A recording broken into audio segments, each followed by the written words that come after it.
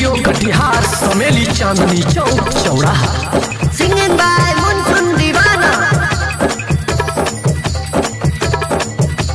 हमारे से रंग लगावाई लये भौजी, हमारे से रंग लगावाई लये भौजी, हमारे से रंग लगावाई लये भौजी, हमारे से रंग लगावाई लये भौजी, हाँ हमारे से रंग लगावाई लये भौजी।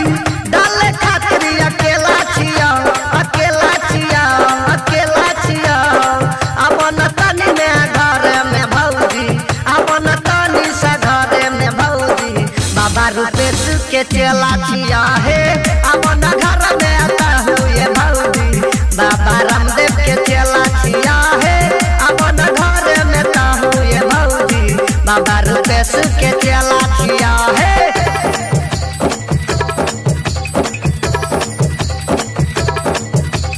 हमारे से रंग लगावाई लये भौजी, हमारे से रंग लगावाई लये। कितना दिन से लगाइले रिहा हमहु भौजिया सहे। तोरे अब बता जिंदगी हमहु कैर देवाना सहे, कैर देवाना सहे। कितना दिन से लगाइले छिया हमहु भौजिया सहे। आइया मिलल छे मौका ये भौजी, करब तोरा ना सहे। डाले खातिर अकेला छिया हम, डाले खातिर, डाले खातिर, डाले खातिर अकेला छिया है, डाले खातिर अकेला छिया।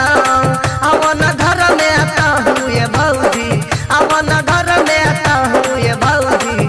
रामदेव बाबा के चेला छिया है, अपन लाहे लाहे ना हुए भौजी। बाबा रुपेश के चेला छिया है, अपन कहूँ लाहे लाहे ये भौजी।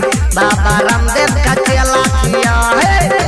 शारदा रिकॉर्डिंग स्टूडियो कटिहार समेली चांदनी चौक चौराहा। हमारे से रंग लगावाई लये भौजी, हमारे से रंग लगावाई लये भौजी। मुनकुन दीवाना लगैने छाहू तोरा ऊपर आस है।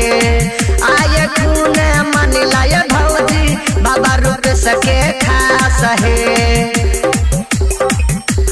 हाँ हाँ मुनकुन दीवाना लगैले छाहू तोरे ऊपर आस है। आये खूना मन लये भौजी, बाबा रुपेश के खास है।